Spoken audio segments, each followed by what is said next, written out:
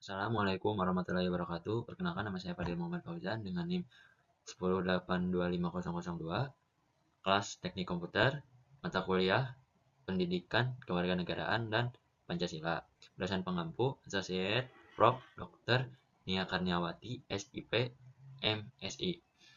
Saya di sini mengambil tema ketepatan dalam mengenal asal daerah masing-masing.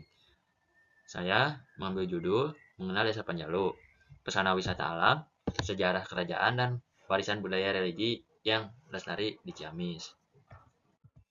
Profil dan geografis desa. Potensi desa mandiri yang terletak di wilayah utara Kabupaten Ciamis. Profil dan status desa mandiri. Sekilas Desa Panjalu. Desa Panjalu terletak di Kecamatan Panjalu, Kabupaten Ciamis Utara, dengan wilayah seluas 1084 hektar yang dikelilingi pegunungan dan berudara sejuk.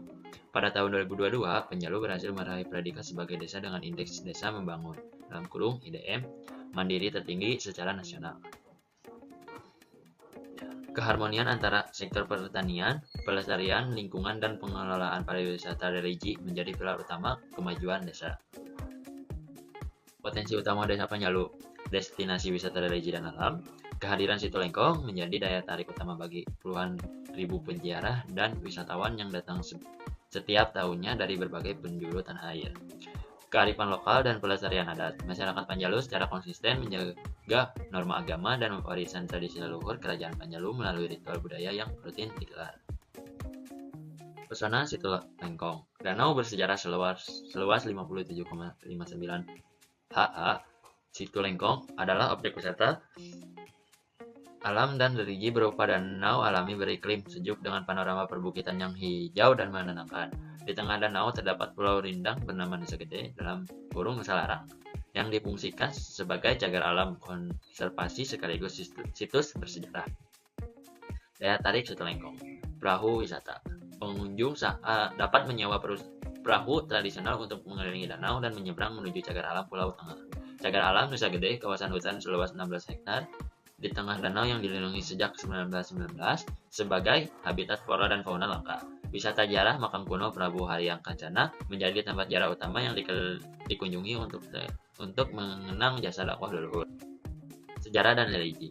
Kisah Prabu Boros Ngora dan cikal bakal penyebaran agama Islam di Panjalu. Nilai sejarah dan tradisi. Warisan Prabu Sayang Boros Ngora sejak abad ke-7 Masehi, Kerajaan Panjalu telah berdiri. Prabu Sangyang Boros Ngora berguru hingga ke Mekah dan membawa ajaran Islam serta pedang pusaka ke Panjalu. Legenda mencatat air Janjan yang dibawa beliau dituangkan di lembah pasir Jambu hingga membentuk danau Situ Lengkong yang kita kenal sekarang. Situs bersejarah. Museum Bumi Alit, museum tempat penyimpan benda-benda pusaka peninggalan Raja Panjalu. Nusa Gede atau Nusa Larang, pulau bersejarah di tengah danau yang menyimpan makam para raja Panjalu. Upacara adat Nyangku, tradisi jamasan pusaka peninggalan Kerajaan Panjalu setiap bulan Maulud. Upacara adat sakral Nyangku. Penyucian pusaka sakral, prosesi memandikan pusaka seperti pedang Zulfikar, kujang, cis, dan keris komando peninggalan Prabu Boros Ngora. Istilah Nyangku, makna dan filosofi. Istilah Nyangku berasal dari kata Arab Nyangku, membersihkan, atau Sunda nyaangan laku, menerangi perilaku. Waktu pelaksanaan digelar setiap hari Senin atau Kamis terakhir di bulan Rabiul Awal, Maulid Nabi Shallallahu Alaihi Wasallam. Sinergi masyarakat dilaksanakan oleh Yayasan Boros Ngora, sesepuh adat, dan warga secara gotong royong. Pertumbuhan sektor wisata religi dan jarah 90%, ekowisata dan rekreasi danau 75%, sektor kuliner dan olahan lokal 65%, kerajinan cenderamata 50%, wisata religi dan ekowisata menjadi penggerak utama perekonomian Desa Panjalu, memberikan dampak positif nyata bagi UMKM dan kesejahteraan warga lokal. Terima kasih Wilujeng Supri Desa Panjalu. Terima kasih.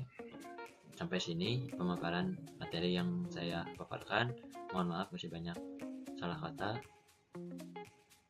Wassalamualaikum warahmatullahi wabarakatuh.